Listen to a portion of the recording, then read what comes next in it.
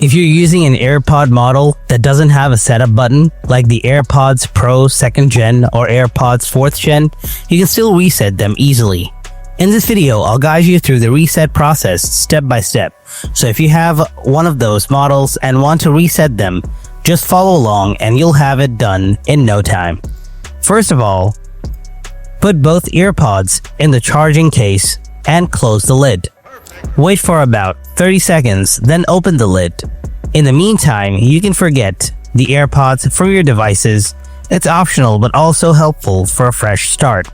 So, once you have opened the lid of the charging case, you'll have to keep tapping below the light indicator in front of the charging case. Tap 2 times, and then tap 2 more times, and then 2 more times, and then 2 times. And at this point, the light should be blinking red. If it doesn't work, then close the lid and open it again. Then repeat the tapping process. This time it will work. Now it will blink in red a few times and then it will turn white. This means the earpods have been reset.